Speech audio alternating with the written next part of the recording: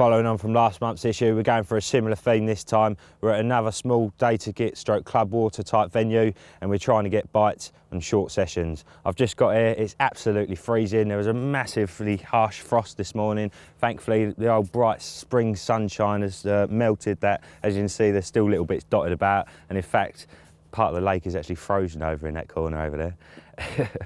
I know there's quite a lot of fish in here, so we've only got a few hours. We're after a few bites. First of all, obviously location's the main thing. I've got a nice little corner swim down the end here. There's lots of reeds here, so I know that there's no other sort of features like that big on the whole lake, so that's going to be the main holding area. There's also a couple of little reed beds on the opposite side, so they're likely looking areas too. I think first of all what we're going to do is prime up a few spots, and obviously then we've got to clip the rods up. So first of all, I'm just going to knock a bit of bait up, wander around, flick a few handfuls in, and hopefully we can get them going. I've just decided rather than put the bait in first, I'm actually going to clip up my rods first. Obviously, that way I'm not going to be casting on top of my bait when there might be fish in there feeding already. So as I said, I've got my 3 spots that I'm going to fish. One is just down here. There's a little sort of cove in the reeds. One is where that coot is at the moment, just this side of where the ice ends. And the other one off the far bank there, just off those reeds. So I'm going to clip that one up first. Should just be able to underarm it. It's not a massive chuck. They're only allowed to fish 2 rods on here, so even though I'm baiting up 3 spots, couldn't have done that better myself. Even though I'm baiting up 3 spots, I'm obviously only going to be fishing 2 at a time, so there'll always be one that the fish can get in there and have a little grub about without getting hooked. So you've always got a little spot there that you can drop a rod onto if your other one's gone quiet. Right, as I say, that one was absolutely bang on, so I'm going to clip that up, and I'm also just going to mark it up. Standard old marker pen. Just put a couple of little bits on there. Good thing about this stuff is it wipes off fairly easily, so it will last plenty long enough for a short session, but it can just be rubbed off afterwards. A couple of little bits there. Right, just going to do the same with this left-hand one. Well, say the middle rod even. I'm not going to worry about clipping this one up because literally it is about 20 feet away.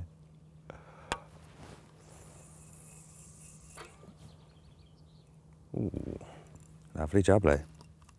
Right, and same again with that one. Just mark it up. I forgot my boots today, which is a proper schoolboy error because these banks are ridiculously slippy and I've got trainers with a flat bottom. I definitely see myself going over before the morning's out. Right, get that bait knocked up and I'll best get round there and try and prime these spots up. Right, here we go, bait for the day. First of all, boilie crumb. Now obviously I've done a few there already, so you don't have to sit there and watch me doing it. Now one of the great things about boilie crumb is the fact that it really hangs in the water.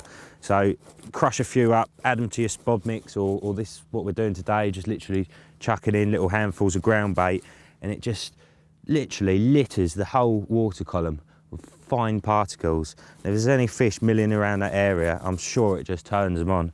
And obviously they follow it down to the bottom where the rest of the bait is, and hey presto, the fish are pulled down to your spot. Literally, I'm only here for a few hours, so that's enough boilies. Again, a bit more clouding agent, a little bit of the tiger nut stick mix, and then a couple of handfuls of corn, and same again in pellet. And another little edge, obviously loads of people use this over the last sort of 5 or 6 years, so it's no secret anyway. Tuna, and again, just like the boilie crumb, tuna really does hang in the water column, and then once it all settles on the bottom, it only takes a slightest little bit of disturbance and it's all kicked up, and the fish just love it. Right, it's nicely mixed up. Now I've just boiled this literally before we started, so it's still nice and hot, and I'm going to add that into there and make myself some real nice sloppy soup. And obviously that hot water just gets everything working that much quicker, breaking everything down, all them scents just soaking into each other, all the pellets and broken boilies and that. Which is absolutely lovely. Get some more water in there. And there's only one other additive that I'm going to put into here, and the reason I haven't added it yet is because I didn't want to burn them, and that is a good handful of ye old faithful maggots.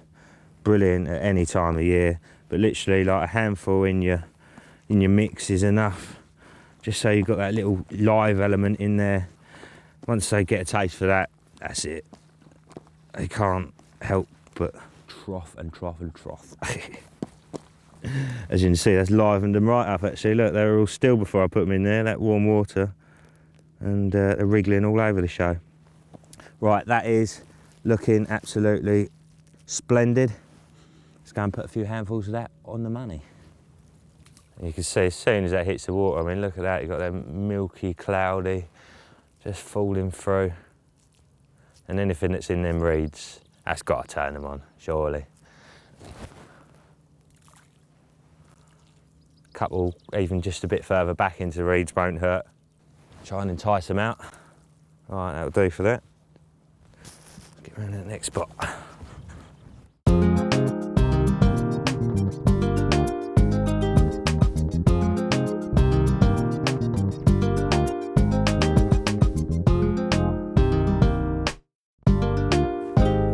So this little spot around here looks ideal. Obviously the reeds poke out a fair bit, so anything moving along this bank's going to be moving off the tip of them.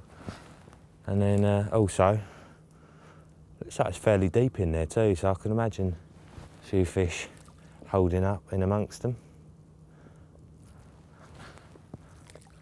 Again, I'll put a couple of little bits in the reeds, hopefully just to turn them on to feeding. Wake them up a little bit. Come on boys, wake up. I know it's cold, but you've got to come and feed. Sun's out and everything. All right, I reckon that's enough to get them started anyway.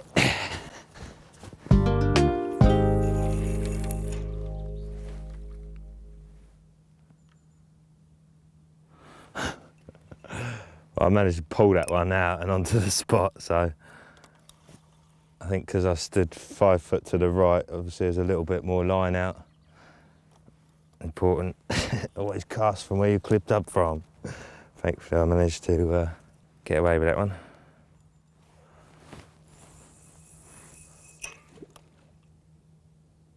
I hit one on the way down then.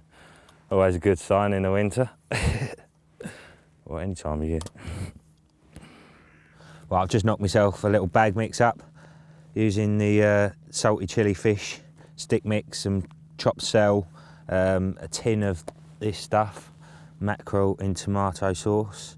It's really, really stinky, this stuff, really oily, and I just find that it just seems to work all year round. Just one of them scents. It stinks, even on my hands now. It's one of them you struggle to get rid of, but I think that's only a good thing. The fish seem to love that scent.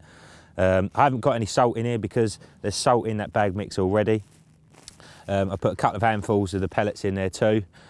That's another thing with these types of waters, a lot of them are stocked with sort of fish that are grown on fish farms, and they're all fed on pellets, so it's virtually like a natural food to them, so it's always worth including a few in there.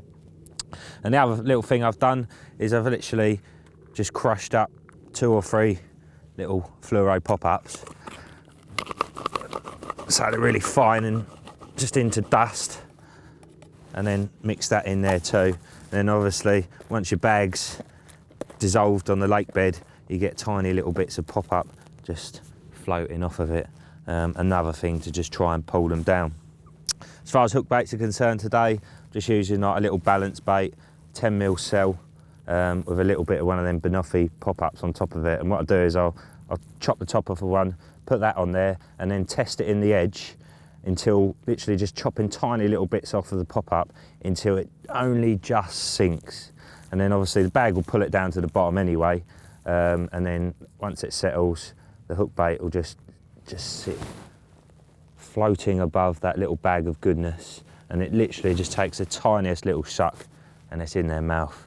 A size 10 wide gape on there, lethal little hooks them. Me and Daryl used to joke that they should be illegal, they're so dangerous. Really sharp and just ideal for this sort of situation really.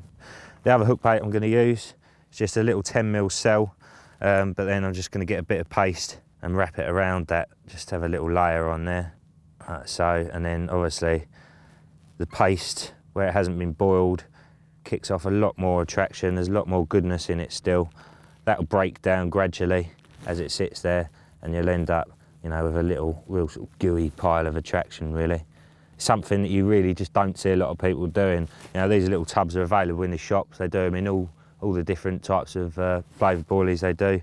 And yeah, it's just a little edge, well worth a try, especially when that water's proper cold. Took a little bit longer than expected to get them going. It's been a good 40 minutes the rods have been out there, and I actually haven't had one liner, which has been very surprising because you know, there's a lot of fish in this lake. I've got a feeling that the majority of them aren't down this end today, but we've got one on, so it's all good. All good in the hood, as long as it stays on, that is. That's a right-hand one off those reeds. Little bit of paste wrapped around a 10mm cell. Looks like a little bit like a ghosty then. Let's see if I can net this without slipping in. Got about 4 foot of water right in the edge there, so it wouldn't be very funny if I did.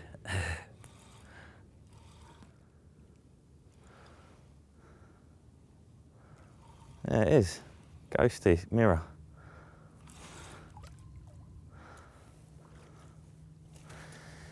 Buongiorno. Hey, that's the result. There we go, look at that for a little cracker. Little ghosty mirror. It's got some mad little markings on it. Some of these scales along the back there almost look green. As I say, it took sort of 40 minutes or so, but chuffed with that result in the end. Woohoo! Back you go. That's an absolute corker.